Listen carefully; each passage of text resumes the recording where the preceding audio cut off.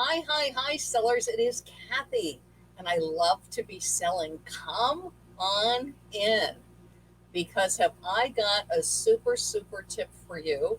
This works for you whether you have an eBay store or you don't have an eBay store. It's also good for my sellers that are multi channel sellers so that you sell on more places than just eBay. You might also sell on Poshmark, you might also sell on Macari, you might also sell on Amazon. But this tip will be good for you. Hi, David, how are you?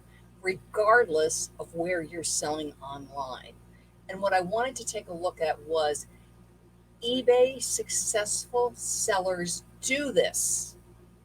Do you?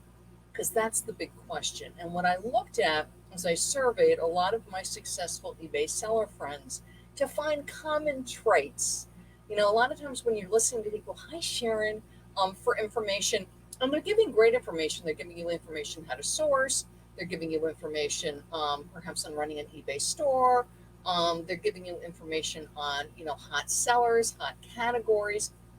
But the thing is, if you do not have access to that inventory, the information doesn't do you any good.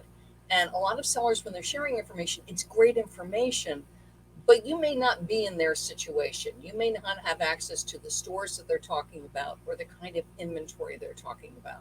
So, the number one tip that I see with all successful sellers, and just for you to know, when I talk about a successful sellers are part time and full time. It's not necessarily that you are a full time seller, that you have no other businesses. Some sellers make very good money and they have other side businesses. They might have a side business because of the fact that they get health benefits from that. There might be a pension tied into that. It might be a family business that they're invested in. So don't think of yourself that you're not a successful seller unless the only thing you do is sell online. Successful seller means it's you. Are you successful at what you're doing, which is you put your listings up and they sell? Is that you have a certain amount of income that is coming in from your online business. Okay. So successful sellers are part time and successful sellers are full time.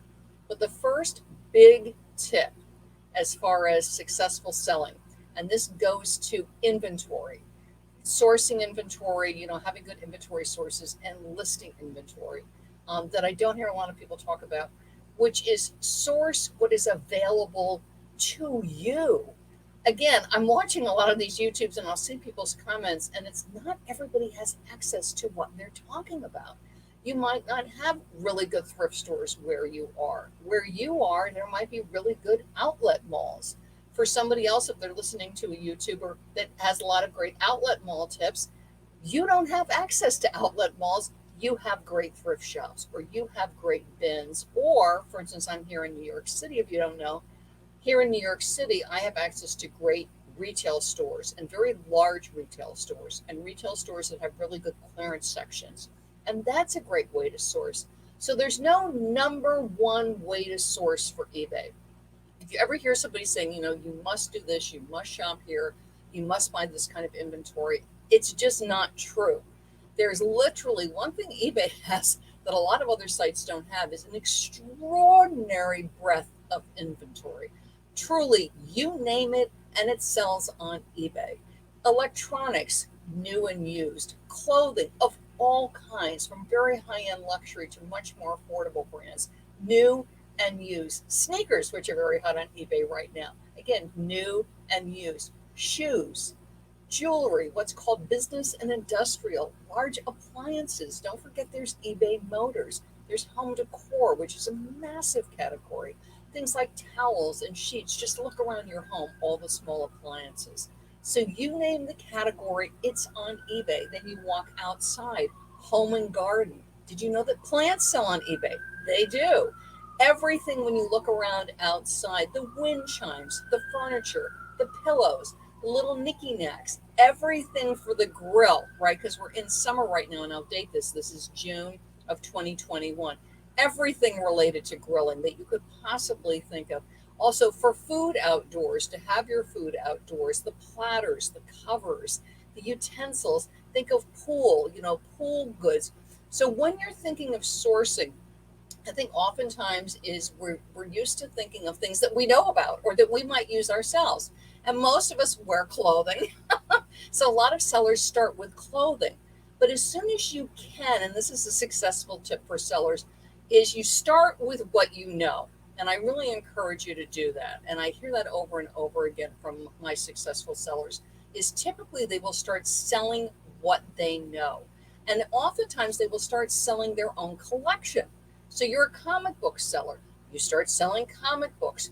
You're a doll collector. You start selling dolls. You love shoes. You start selling shoes. One of my neighbors is great on sneakers. In fact, I say to him, I said, when you're ready to sell any part of your sneaker collection, I will do it for you because he's got tons of sneakers. He loves sneakers. But start selling what you know because you have an expertise and you also have an idea of the price range, you know what the condition is, that kind of thing. Okay. Then once you start selling what you know, then look around wherever you are. So if you're in Kansas, you're in one situation. If you're in New York City, you're in another situation. New Hampshire, Texas, California, whatever. If you are sourcing from physical stores, okay, and everybody's different. So you're sourcing from a physical location, then you're going to look around at what thrift stores are available, what resale stores, what consignment stores, are there any big closeout kind of stores, what retail malls, and don't overlook retail malls because they often have great clearance section. Also, don't overlook categories. Hardware store. Hardware is a huge category on eBay. Okay, so start to look around. Again, start with what you know, then start expanding. Successful sellers sell what they know and they learn about it and they educate themselves. And then as soon as you have like a category that is going well for you, and I realize many of us are variety sellers and that's great, but within the variety, you're going to have main things that sell well for you. Women's clothing, men's clothing, sporting goods, could be boating accessories, fishing. Oh my goodness, I've got a good friend. Fishing. You think people are passionate about fishing? They are passionate about fishing. People that fish love to buy things to help them fish. Another great category that sells on eBay.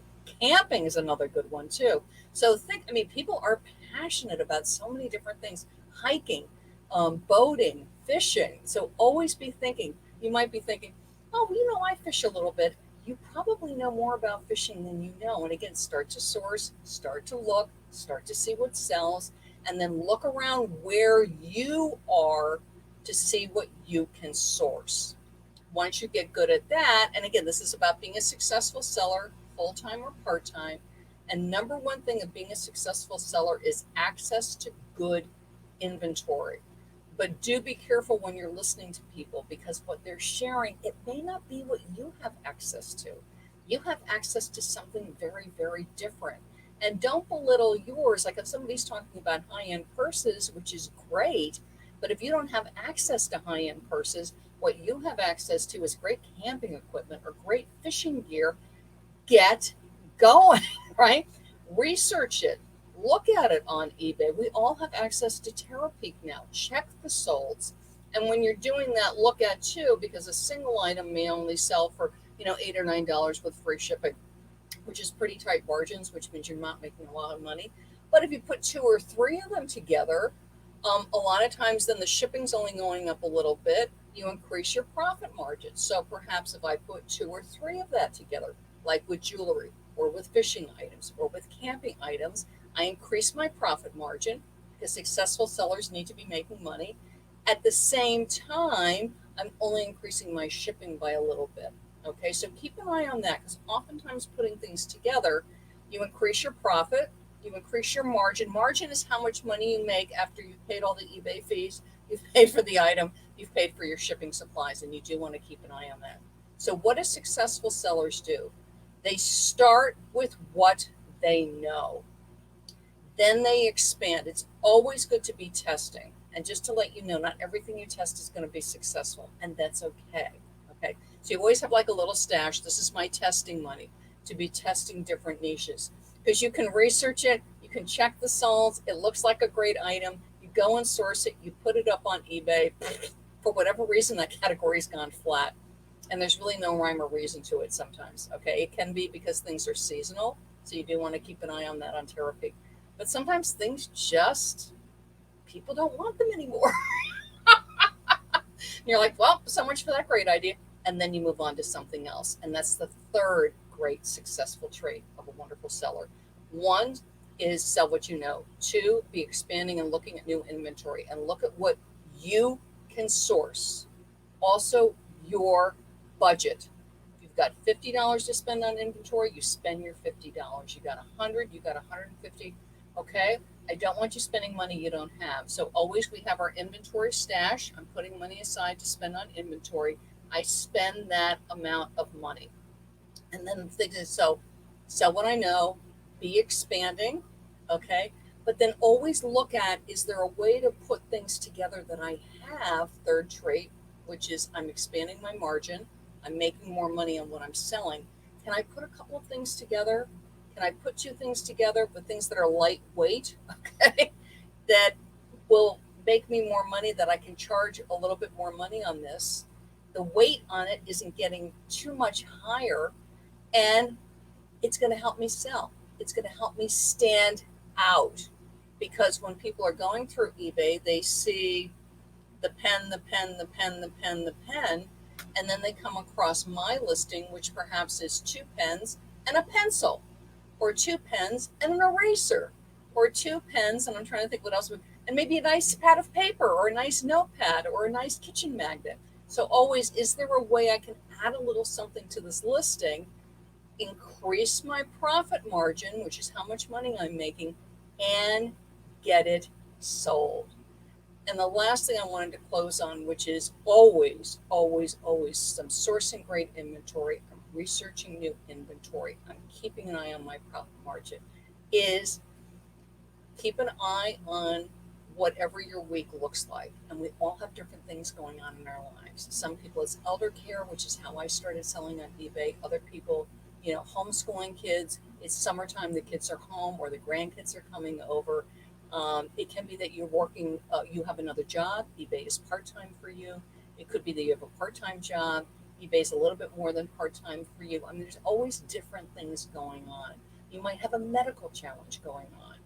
Is keep an eye on getting your listings up.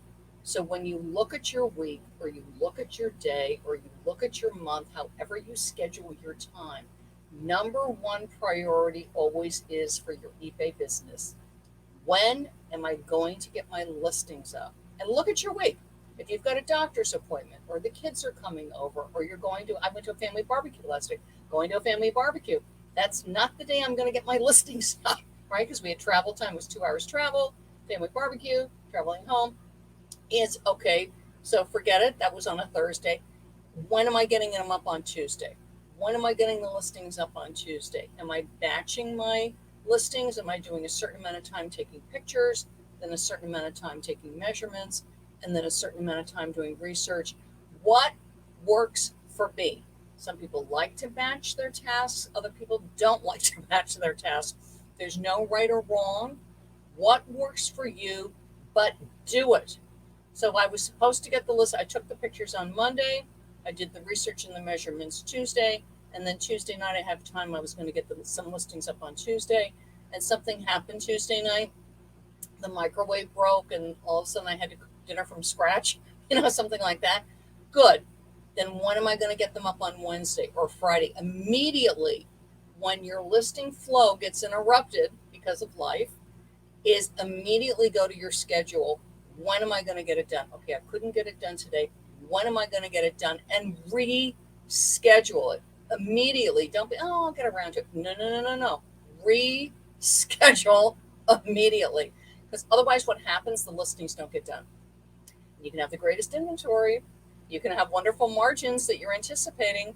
But if those listings don't get up, your item does not get sold. It is number one priority for sellers is the listings must get up. Okay, so I know for me is, things happen. It happens.